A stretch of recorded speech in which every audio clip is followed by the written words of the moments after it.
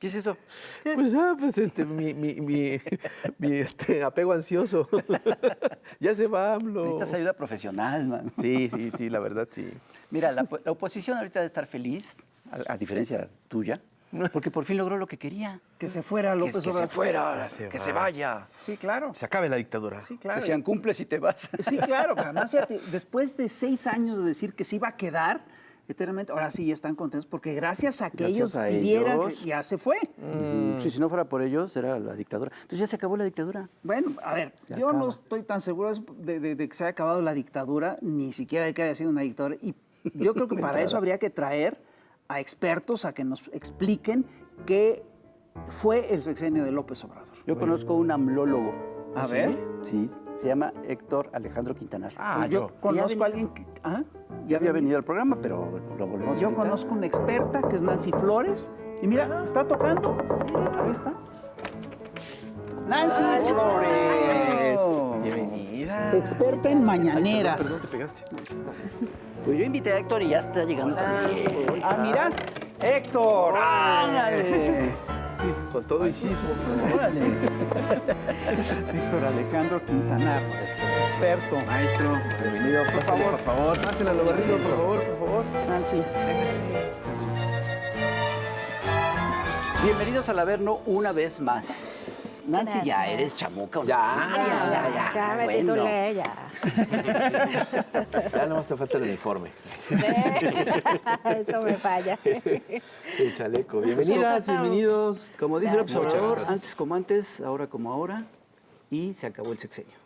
Lo que la oposición ha estado esperando durante 6 años, por fin se les hizo, ¿no? Se les hizo, se acabó el sexenio del presidente López Obrador y me parece a mí que es un gesto de la altura de la figura que ha representado López Obrador el hecho de que se retire, ¿no? Se retira de la vida pública, que yo creo que a él le cuesta mucho más que al resto de la gente. O sea, hemos visto escenas pues muy dramáticas en redes sociales, personas llorando, pero yo creo que para él también es fuerte, o sea, es un momento muy fuerte para él. ¿Es un sacrificio más? Pues sí, porque al final toda su vida es la política.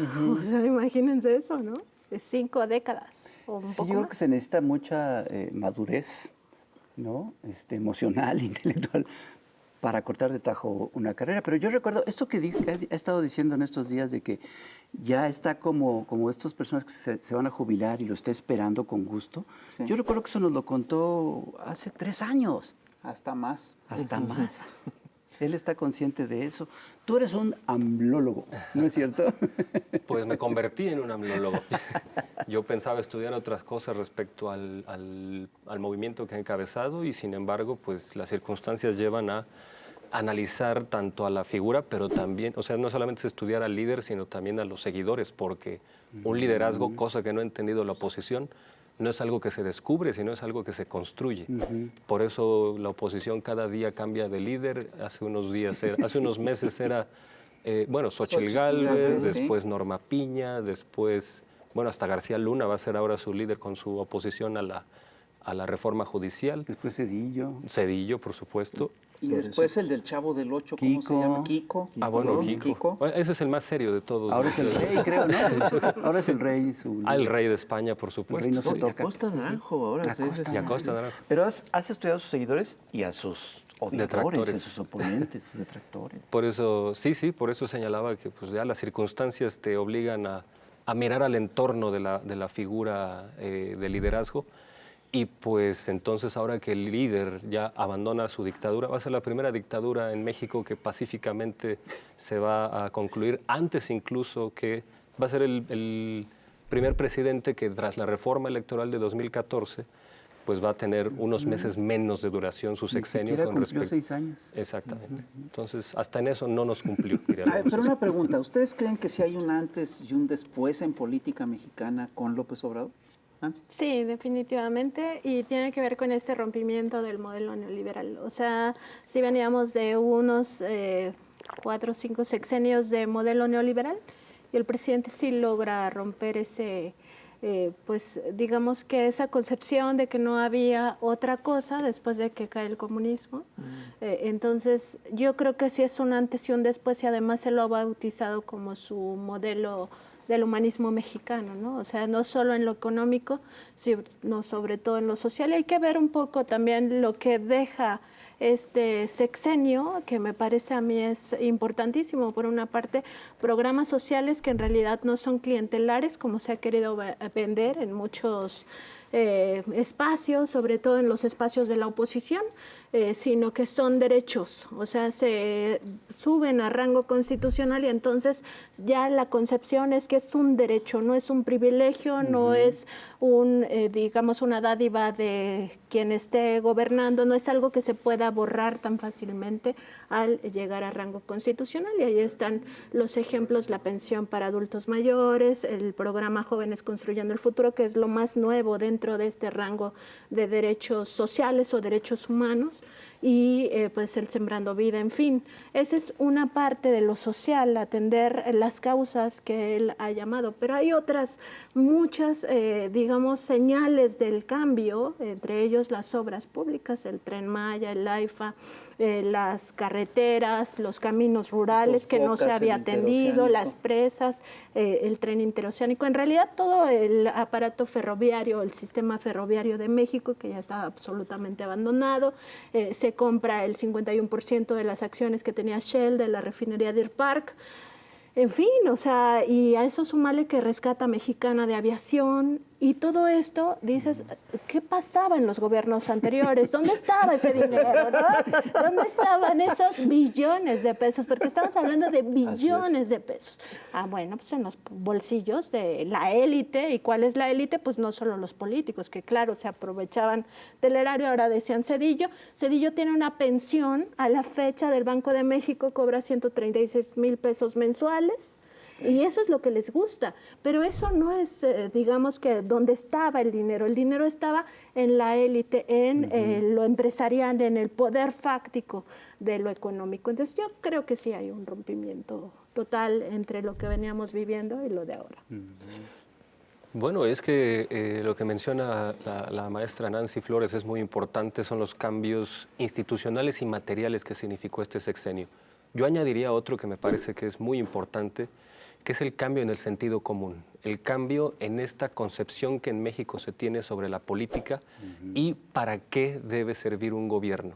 Porque pues, una de las cuestiones que más problemáticas han sido en América Latina es que tú puedes tener un gobierno muy voluntarioso, que logra ciertos cambios legales, que logra modificar la Constitución en tal o cual sentido, pero si no hay un correlato social que esté de acuerdo con eso, o que esté todavía endeble ante el discurso de las resistencias a esos cambios, pues entonces te puedes encontrar en que eso derive en un gobierno débil o en que no repita una elección, en el mejor de los casos. Claro. En el peor es que lo tumben a la mala.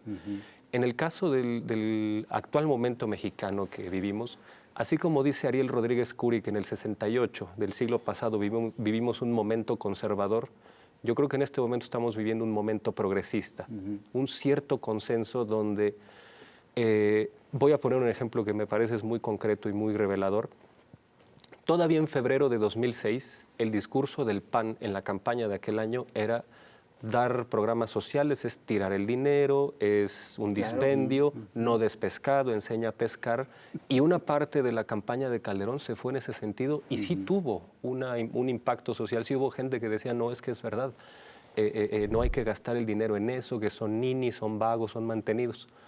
Hoy tenemos que Claudia Sheinbaum ganó las elecciones arrasando con una proporción de 2-3-1 con respecto a su principal opositora, en todos los sectores sociales, en cuestión de género, en la cuestión de edad, de estrato social, nivel de ingreso, nivel de educación. En todos lados hay una aprobación de lo que está pasando con este gobierno que va de salida. Bueno, perdón que te interrumpa, hay un dato que a mí se me hizo muy interesante. Hace unos días ENCOL sacó una encuesta de la aprobación del López Obrador y era casi del 80%. Del 80%. Pero hay un detalle que a mí sí me llamó mucho la atención. viene después por afinidad política. Entonces los apartidistas eran un porcentaje, no recuerdo, los de Morena eran 9, o sea, le daban 9 de calificación, y entre los panistas era 7. No, pues es O sea, entre los panistas... de peligro para México a uno que pasó de panzazo ya hay un avance. Entonces, Es que 7 ya no es panzazo. No, ¿eh? 7 no es Ya panzazo, está tan mal. bueno, ya está regular. Está regular. O sea, Pero hasta los propios panistas sí, sí. ¿Cómo? se lo es eso? reconocen. Sí, es que, y bueno, creo que la propia candidatura de la oposición, Xóchitl Gálvez, es un reflejo de la aprobación implícita que tiene López Obrador. sí. ¿Qué fue? Si en 2006 dar programas sociales era populismo improductivo y tirar el dinero a la basura, ahora su primer acto de campaña de la oposición fue firmar con sangre que no se quitan los programas sociales, aunque Marco Cortés diga otra cosa. Pero fíjate, lo que mencionas es muy interesante.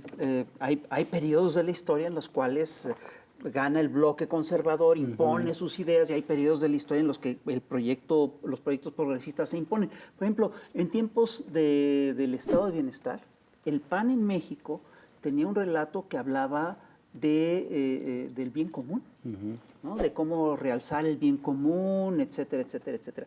Hoy en día están retomando después de asumir todas las lógicas neoliberales que sí cambiaron incluso los valores personales de la gente, ¿sí? Hoy en día están otra vez retomando esta idea del bienestar social, etcétera. ¿Qué tanto influyeron las mañaneras en esto, Nancy? Ay, que tú eres protagonista. En este cambio de paradigma, que si alguien sabe de eso... Justo me ganaste la pregunta. Es un parteaguas, yo creo, comunicacional. Incluso me parece a mí que hay también una antes y un después de las conferencias matutinas. Al inicio de este sexenio, yo me acuerdo que desde las ciencias sociales, desde la comunicación, pues se hablaba de que venía un desgaste para la figura presidencial, que esto iba a ser momentáneo, que no iba a durar el modelo comunicacional del presidente López Obrador, porque era el que daba la cara y fue el que dio la cara todo el sexenio, incluso hasta esta última mañanera que pasó el viernes, ¿no? Y esto en realidad no sucedió así, fue la construcción de la revolución de las conciencias. ¿Qué pasó en ese espacio? Particularmente me parece a mí que se rompió el monopolio de la comunicación, el monopolio también de la desinformación. O sea, fue un espacio que permitió al gobierno del presidente López Obrador pues deshacer las campañas de desprestigio, las campañas de guerra sucia, de desinformación, de propaganda negra, de posverdad, ¿no? Que es toda esta conjunción de mentiras o verdades a medias, y las desmontó, las desbarató, las deshizo, a tal punto que se convierte en un modelo comunicacional que la doctora Sheinbaum va a continuar. O sea, no solo no hubo ese desgaste de la figura del presidente, sino que contribuye a informar al pueblo, pero sobre todo a desbaratar esta idea, que no más que una idea era algo material, ¿no? Que las corporaciones mediáticas guiaran las narrativas y sobre todo impusieran ideas en la población. Entonces sí es un fenómeno que yo creo va a tener que ser estudiado desde las ciencias sociales, particularmente desde las ciencias de la comunicación, por lo que logra, o sea, sus logros de verdad que van a ser muy importantes de aquí en adelante, sobre todo si tenemos ejemplos como los últimos que vivimos al cierre de las campañas, con una prensa extranjera también plegada a esas narrativas del narcopresidente, narcocandidata y narcogobierno, y no pegaron. O sea, es de verdad una cosa que va a tener que estudiarse desde las ciencias sociales. Yo me acuerdo que al principio del sexenio Broso acusó que las mañaneras estaban arregladas. Iba a demostrarlo, ¿no? Que era un circo, un payaso acusando de que era un circo. Tú fuiste a muchas mañaneras y estaban arregladas, te daban a ti las preguntas y todo estaba arreglado y acordado ya. Ese es justamente el éxito de esta conferencia matutina, que no estaba arreglado y que se pudo ver ahí pues una cantidad de preguntas, cuestionamientos, críticas y en algunos casos hasta exabruptos, que es un poco, pues sí, es la verdad, o sea, es que pasaron ahí pasaron muchas cosas, hasta una persona que se hincó. ¿No? O sea, ahí sucedió de todo. Y no, o sea, desde mi experiencia en la conferencia matutina, nunca me pidieron conocer lo que iba a preguntar, porque eso también limita la libertad de prensa, la libertad de expresión, el derecho humano a la información. Eso no pasó y tampoco me dieron nunca jamás preguntas, yo no lo habría aceptado, porque además eso es una falta ética.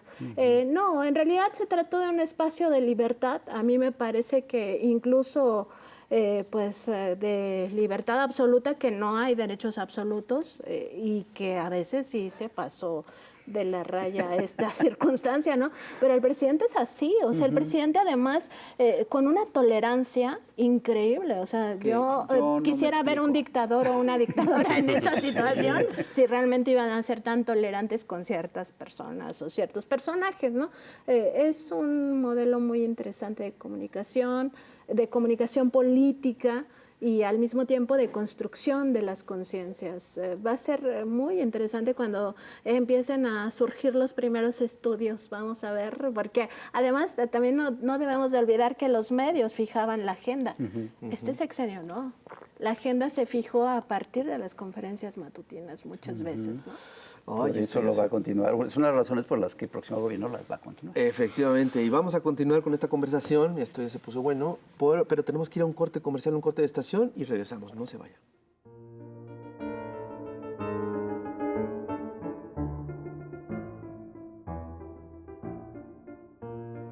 Ya estamos aquí de vuelta en el Chamuco TV y seguimos platicando con Nancy Flores y con Héctor Alejandro Quintanar. Y estábamos hablando de uno de los grandes inéditos en este sexenio de Andrés Manuel López Obrador, y es la mañanera. Y mencionas esta... Ya la había usado como jefe de gobierno. Esos que dicen que... Eso sí, que no iba a aguantar, no conocen a López Obrador. Sí. Pero se reforzó durísimo en este sexenio, obviamente, sí, ¿no? Y es uno de los grandes inéditos que bien dices que mucha gente incluso decía que se iba a desgastar o que no era presidenciable. Y creo que ahí está justo el tema. Mucha gente cree que no es presidenciable que un presidente hable todos los días, que hable con un vocabulario llano, coloquial, común, ¿no? Para explicar las cosas. ¿Tú cómo ves desde la academia? ¿Tú crees que es posible analizar las mañaneras en ese sentido? Sí, sin duda. Yo considero que las mañaneras fueron un ejercicio muy protodemocrático. Por mucho que hayan ocurrido ahí estos exabruptos de los que se planteaba y algunas cosas que a veces nos parecían innecesarias o incluso indeseables, como por ejemplo darle demasiada visibilidad a gente que no la merecía y que de no habérsele dado hubieran pasado desapercibidos.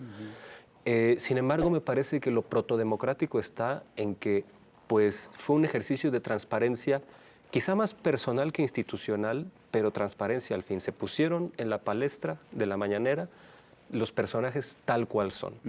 López Obrador mostró ahí sus prioridades de gobierno, mostró ahí los ejes rectores de sus políticas, las explicaciones que tenía al respecto, también los desmentidos que tenía contra sus adversarios, y las personas que fueron, los reporteros, tanto los profesionales como los no profesionales, también se mostraron transparentemente. Los que iban profesionalmente, pues con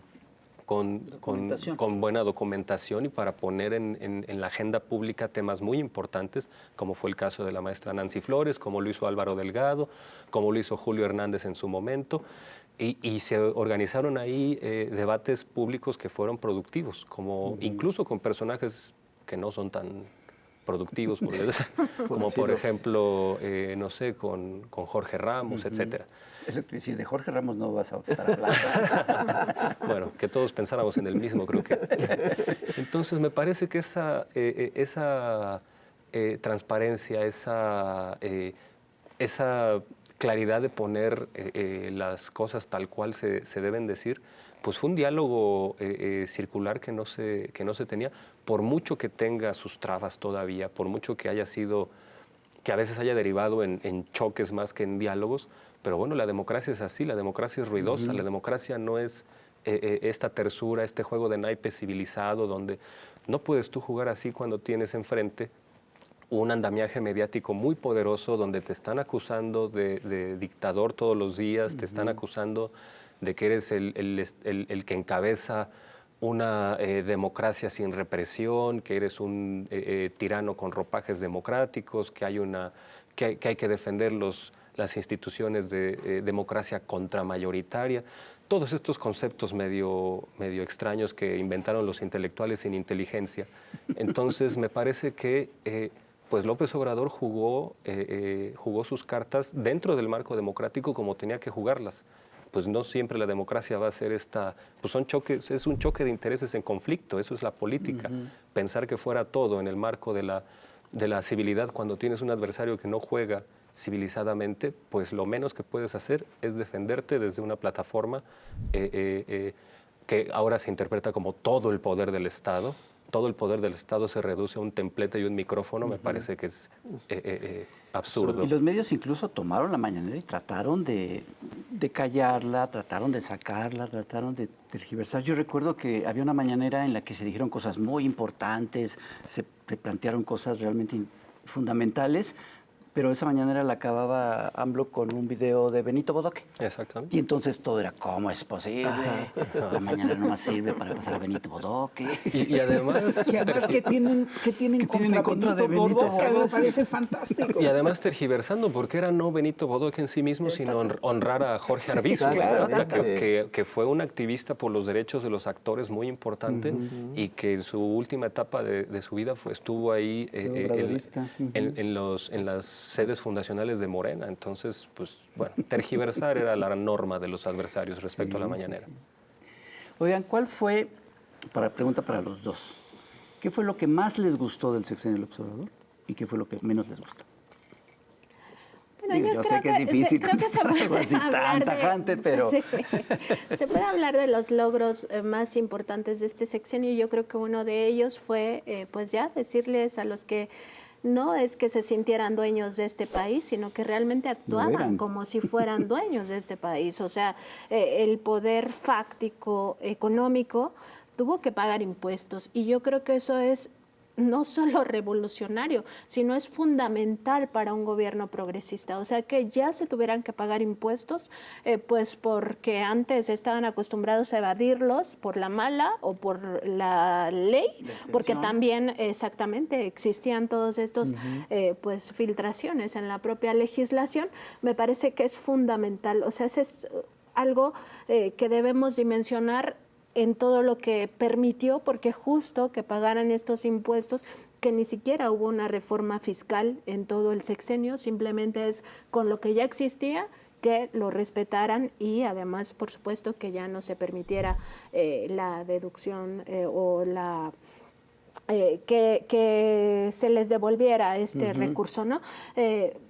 Eso es fundamental porque permitió programas sociales y obra pública, la condonación, exacto, que eso ya se prohibió de aquí en adelante.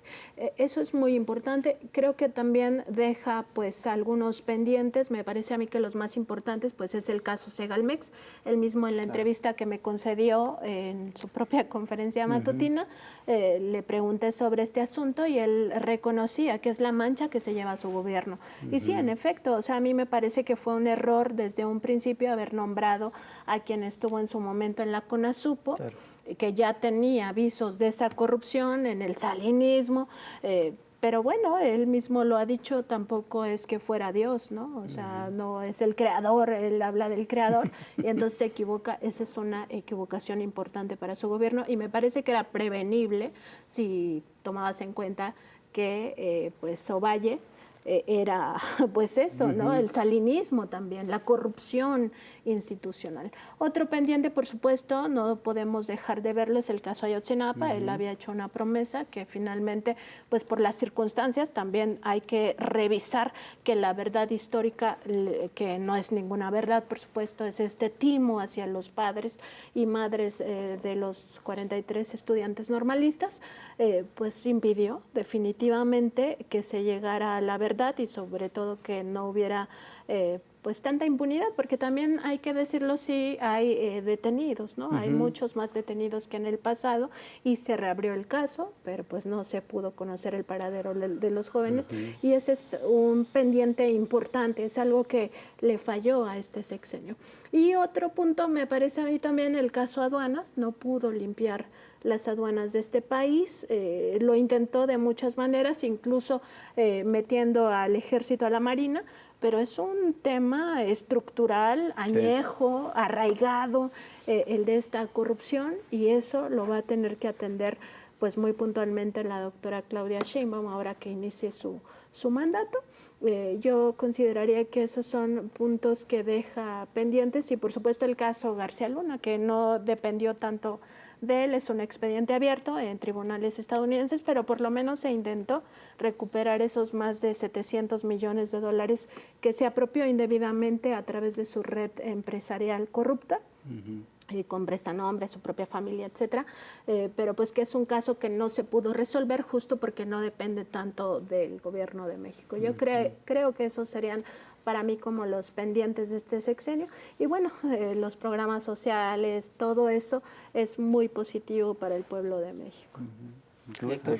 Bueno, yo creería que en la parte que más me gustó de este sexenio es sin duda el combate a la pobreza y la política salarial. Eso es algo que le cambió la vida para bien a muchísimas personas. Que van juntos. Que van por supuesto, concatenados. Y es que no es poca cosa, es millones de pobres que salieron de esa condición. 9 millones de pobres salieron de esa condición en un sexenio. Aceptado por el Banco Mundial. Por el Banco Mundial, no por o una mañanera, no, por el Banco Mundial. Y bueno, en 50 años eso es un logro extraordinario. Le cambia la vida para bien a la gente, eso no tiene parangón, y es algo que sí es un punto de inflexión en nuestra historia. Y yo creo que como muchas cosas buenas de este gobierno van detrás de estos dos elementos, yo lo resumiría en eso. La parte que me parece más problemática, creo, es la que tiene que ver con la inseguridad pública. Yo no voy a caer en este discurso amarillista donde dicen tanto López Obrador como Peña como Calderón fallaron porque los tres militarizaron el país. Me parece que hay muchos atenuantes y muchos matices. El primero de ellos es que por primera vez en este sexenio, por primera vez la inercia que iba hacia ascendente se detuvo. No es poca cosa, es muy importante, pero me parece que se estacionó y después bajó un poco. Aunque el 90 homicidios diarios sigue siendo un número alarmante, que desde luego es un gran adeudo de este gobierno, pero insisto, hay que poner esos atenuantes y hay que hacer una metáfora válida, porque no es que López Obrador, al igual que sus dos antecesores, haya fallado. Tú no puedes comparar al bombero que llega en el tercer sexenio a tratar de apagar el incendio con el pirómano que lo inició. Es ridículo, ¿no? Calderón no fue un bombero malo que no pudo, fue el pirómano, un criminal cuyo entorno criminalmente, deliberadamente, nos puso en la situación en la que estamos. Y con respecto a la militarización, este es un dato que daba Javier Oliva. En las democracias modernas, para que un ejército sea operativo en una democracia, es decir, en una democracia normal, no en el siglo XX, sino ahora, un ejército requiere el 2% del PIB para funcionar. En el caso de México y Guatemala son los países que menos proporción del PIB tienen para el ejército, que es de 0.5. Entonces, el país que más da en ese sentido en América Latina es Colombia con el 3.5. Entonces, 7 veces menos es el caso mexicano, y eso impide que hablemos de una militarización, porque además no hay disciplina militar en ámbitos del orden civil, no hay gobernadores de extracción militar. Sí es problemático que haya esta Guardia Nacional adscrita a la Sedena, porque es un camino inexplorado y desde luego como tal puede ser problemático, o en una de esas resulta bien, no lo sabemos. Y sí hay muchas labores que se dejaron en manos del ejército que pueden ser problemáticas en otros aspectos, como transparencia y rendición de cuentas, pero no es eso que estamos acostumbrados a escuchar sobre militarización en América Latina, que es la presencia de retenes, la presencia de el ejército haciendo labores represivas a quien sea y desapareciendo gente. Me parece que hacer un comparativo de lo que pasa hoy en México con lo otro es inadecuado. Aunque, insisto, lo problemático del asunto creo que es algo que se tiene que analizar con cuidado porque puede ser problemático. Y hay que estar observándolo y estando pendientes de cómo va a funcionar. Así es, así es. Sí, creo que esas partes de la seguridad pública son las que son el gran adeudo de este sexenio, aunque no hay que escatimar lo que se hizo, que no es poca cosa. Pero, a ver, hay una cosa hay un tema que para mí es fundamental y que no tiene necesariamente que ver con actos de gobierno, sino que sí hubo un cambio en los valores de la población. En la era neoliberal yo recuerdo que se fomentó el individualismo a ultranza. Todo estaba centrado en las lógicas del mercado, todo estaba centrado en las lógicas del negocio, de los grandes negocios. El país estaba entregado a las lógicas multinacionales. Esto cambió. ¿Qué tanto cambió? Yo creo que cambió mucho. Para empezar, sí hay una recuperación de la cultura, entendida como nuestros orígenes, nuestras raíces. O sea, esta insistencia del presidente de hablar de nuestros antepasados, de ponerlos, digamos, a la luz de todos nosotros, de recuperar incluso esta memoria, ha sido muy importante. Eso por una parte. Y por otra, también de decirle a las personas, a ver, el monopolio de la intelectualidad no está en Krause, no está en Héctor Aguilar Camín. Todos tenemos derecho al pensamiento y entonces vamos a ejercer nuestro pensamiento. O sea, ese también es un punto de inflexión muy interesante en la revolución de las conciencias, porque se le dijo a la gente, tú puedes opinar de la vida pública, la política no está vetada para los albañiles, para las personas que trabajan en el magisterio, en la construcción, en donde sea, ¿no? En las fábricas, las amas de casa o los hombres que también están en su casa haciendo estas labores domésticas, en fin. Y eso es fundamental porque a veces vemos declaraciones de personas de a pie, brillantes, o sea, estupendas, magníficas, que nos retratan esa realidad que a los intelectuales no les gusta ver o que siguen en su mismo circulito. Y a mí me parece que eso es fundamental. O sea, primero, sentirnos orgullosos de ser mexicanos, de no achicarnos ante ninguna otra cultura o ante ningún otro país, y por tanto defender eso, ¿no? Lo que somos, nuestras raíces. Y por otra parte, también el derecho a pensar, o sea, todos tenemos derecho a pensar y a decir lo que pensamos, o sea, y a no tenerle miedo a equivocarnos. O sea, eso también me parece muy interesante de este sexenio. Y por supuesto que él, al romper el monopolio mediático, al identificarlo en sus propias corrupciones, pues también les rompe estos esquemas, estas narrativas. Y hay otra cosa que tengo que romper, que es el programa, porque vamos a ir a un corte de estación y vamos a ver a la chamuca Cintia Bolio. No, hay que aplaudir eso, sí, ¿verdad? claro. Y regresamos, no se vayan. Claro que sí.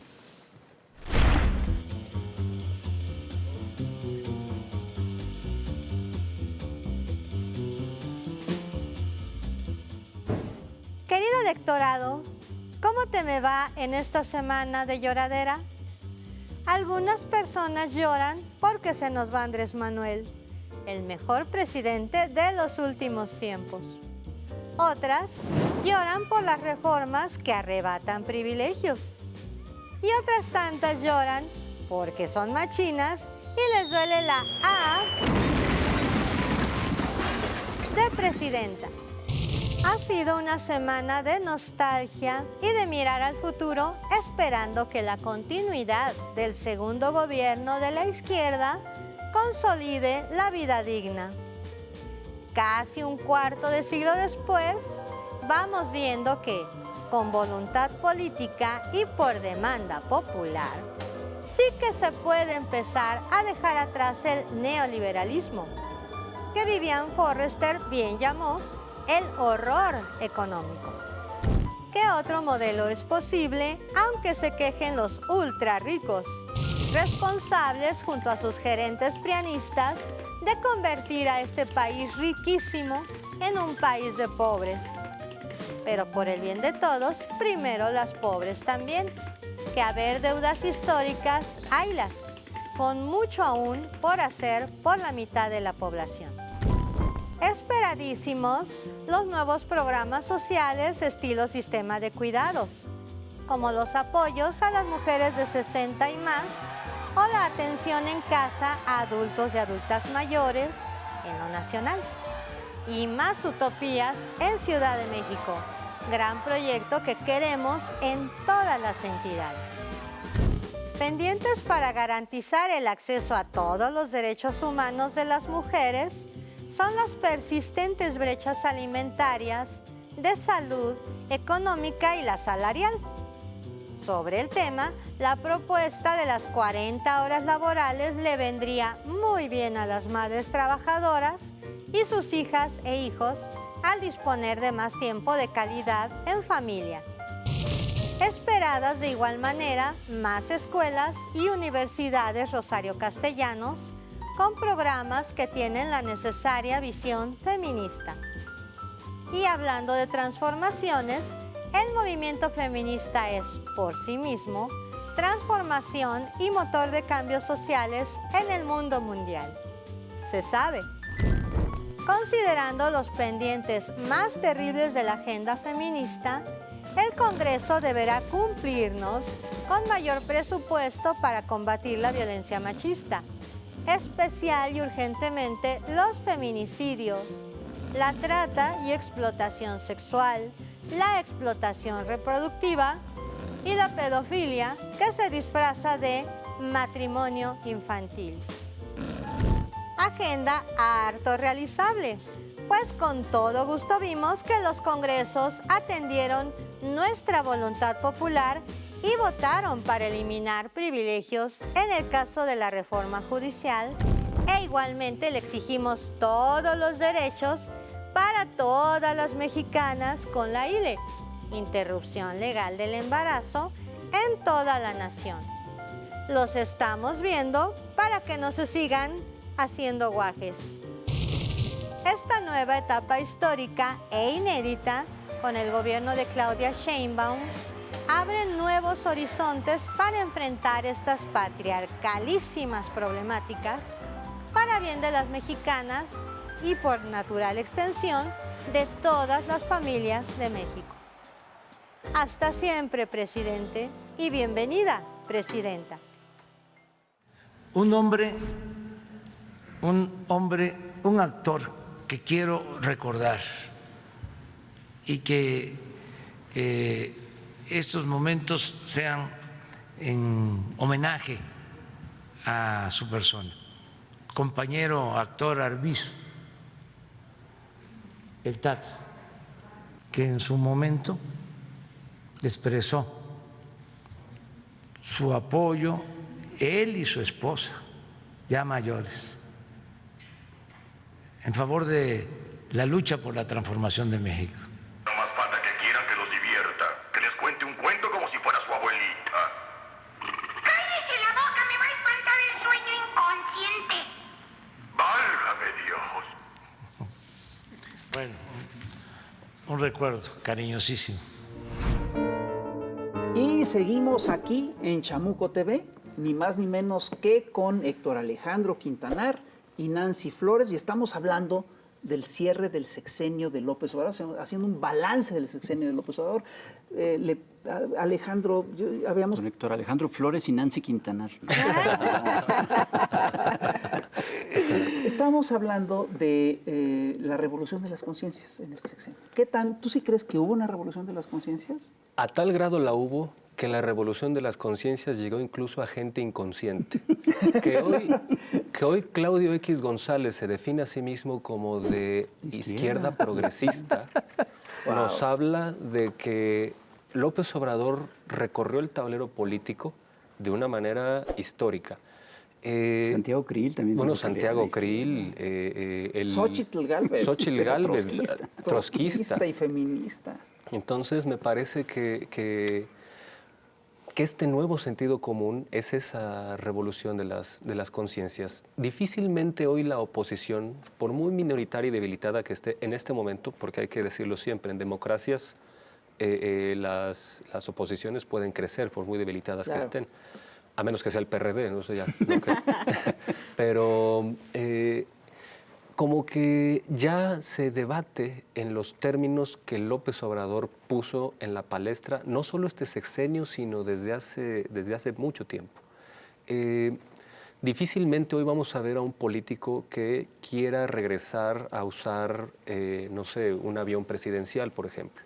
Difícilmente vamos a encontrar a un político que abiertamente diga que por la dignidad del trabajo burocrático hay que elevar el salario de los altos funcionarios. Y congelar los salarios de la mayoría. Exactamente. Otra cosa que a mí me parece fundamental, en 2006, cuando el Consejo Coordinador Empresarial hacía campañas de desprestigio contra López Obrador, uno de sus argumentos era que el proyecto de López Obrador iba a devenir en deuda, en crisis, en todo eso. Hoy tenemos a un presidente del Consejo Coordinador Empresarial que sale a los medios a decir: vamos con el presidente con el aumento salarial y con un nivel muy, muy importante de aumento. Eso me parece que es una prueba tangible de que sí hay un cambio en la conciencia política en general de México. López Obrador desenmascaró a muchos opositores. Algunos de ellos están ahora en el desprestigio donde siempre debieron haber estado. Y pues ese sacudimiento me parece que es algo que sí podemos pensar que va a durar en un mediano plazo, por lo menos. Yo creo que no va a haber nadie que pronto, a menos que sea Marco Cortés, que no es muy ducho, no creo que haya nadie que se atreva en público a hablar mal de la política social, que se atreva a hablar mal de los avances que ha habido gracias a las bancadas de Morena con respecto a la despenalización del aborto, que desde luego es una cosa que quedó muy acotada, debe avanzar, pero difícilmente, a menos que sea la extrema derecha, que al menos es más franca que la derecha liberal, salvo ese sector, yo creo que sí hay un corrimiento en el tablero político, y eso sin duda tiene que ver no solo con el eje de gobierno de López Obrador a partir de 2018, sino con todo lo que hay detrás, el movimiento que ha encabezado desde hace lustros. Yo creo que va por ahí. Wow. Uno de los defectos que el mismo López Obrador lo ha comentado, que se dan en las revoluciones progresistas, se ha puesto como ejemplo la Revolución Rusa y podría ser, por ejemplo, la Revolución Cubana también. Él decía que no, en el caso de México no hay una vanguardia, ¿no? Una vanguardia intelectual, sino es todo el pueblo con este cambio de conciencia. Otra de las características que yo creo que han sido problemáticas para esos cambios es que el líder se quiere eternizar en el poder. Y en este caso, pues tampoco eso está sucediendo en México, pero la oposición y los medios insistieron durante todo el sexenio que eso iba a pasar. ¿Cómo vieron ustedes estos medios, esta comentocracia, estos intelectuales que llevan todo el sexenio hablando de derivas autoritarias, de que se acabó, bueno, y ahora con el triunfo de Claudia Sheinbaum y con la reforma judicial, hablan que ya se acabó la democracia, que ya es el autoritarismo total, que ya somos una monarquía. Se quejan de la monarquía, pero ellos son súbditos del rey de España. Pues sí, se enojan de que no se invite al rey de España, ¿no? A ver si se pongan de acuerdo. ¿Cómo vieron a la comentocracia en estos 6 años? Yo creo que quedó ya muy exhibida, ¿no? O sea, no solo en sus campañas de mentiras, sino incluso en el fraude intelectual que hacen de forma sistemática por haber convertido pues la información en una vil mercancía, como ya se ha analizado, pues por Kapuscinski, por Ramonet, en fin.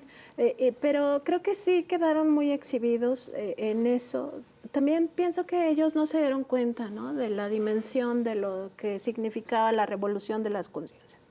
O sea, creían que sí podían nuevamente timar al pueblo y llevarlo a un momento en el cual tanta mentira repetida en tantos espacios que se supone eran noticiosos en toda la prensa corporativa, pues iba a resultarles bien. Y lo que sucedió fue exactamente una sacudida que tampoco han querido pues tomarla como una oportunidad para cambiar, porque uno pensaría, bueno, después del 2 de junio, que ya se dieron cuenta que ellos no gobiernan en lo intelectual, pues van a cambiar su posición, y no, en realidad siguen en lo mismo. Y lo que está pasando es que los medios están haciendo su propia sacudida, ¿no? Así como de no vas a cambiar, pues entonces ya no puedes estar aquí. Vamos a ver hacia dónde van también las corporaciones mediáticas, porque pues no es que sean ingenuas o que estén ellas realmente cambiando. En realidad van a buscar nuevos rostros que no estén tan quemados como los anteriores, ¿no? Eso por una parte. Y por otra también decir que me parece a mí ya es un momento tan esencial que solo les queda la red social X. O sea, ahí sí siguen ganando el debate, ¿no? O sea, con sus bots, con todas sus estrategias, pues ahí sí siguen ganando el debate, pero no se dan cuenta que el 2 de junio es la gran elección. Y por eso creo que el presidente en una de sus últimas conferencias matutinas fue cuando dijo, no, ya, ¿para qué? Sonrían, ya ganamos. O sea, como diciendo, siguen en lo mismo, en el mismo lodazal, en la misma hipocresía, en la misma desinformación, desinfodemia, en fin, pues verdad. ¿Y para qué? O sea, ¿de qué les sirvió en aquel momento? ¿De qué les sirve ahora? Solo para hacer enojar a algunos, pero pues ya sonrían, ¿no? Así como dice el presidente. No se preocupe. Pues yo coincido plenamente con la maestra Flores, porque me parece que si algo, cuando se habla de que el PRI, PAN, PRD están en una crisis, la derecha en general en México está en una crisis. El PRD ya no está. Bueno, el PRD ya pasó esa crisis. Ya pasó esa crisis, ya está en mejor vida. Descanse en paz. Pasó a mejor vida. Pasó a mejor vida y yo creo que le va a ir mejor donde está ahora. Pero es que también son responsables los voceros de la oposición, los pseudointelectuales que esta alianza PRI-PAN-PRD fue algo que se justificó con base en ese viejo panfleto que se publicó en julio de 2020 de la deriva autoritaria. Más bien es la deriva intelectual de los firmantes. Muchos de ellos integrantes de gobiernos que sí fueron autoritarios, represivos, fraudulentos. Consuelo Sáizar y Julio Frenk firmando cuando fueron funcionarios foxistas, me parece que es no tener vergüenza. Los dos que crearon este concepto de la deriva autoritaria fueron Roger Bartra y Francisco Valdés. Francisco Valdés, funcionario foxista también, y con base en argumentos, con esta anécdota termino porque me parece que es muy reveladora, cuando en septiembre de 2020, Álvaro Delgado y Alejandro Páez le preguntaron a Francisco Valdés cuáles eran los argumentos para sustentar la deriva autoritaria, y dijo, no, pues la censura. Y le dicen, hoy nos puede dar un ejemplo de un periodista censurado. Ah, Loret de Mola. Oiga, pero Loret mismo acaba de decir que él no padeció ninguna censura. Ah, no sabía. Y luego le pregunta, otro elemento autoritario es que el gobierno no ha hecho públicos los gastos de comunicación social en la prensa y eso es discutible.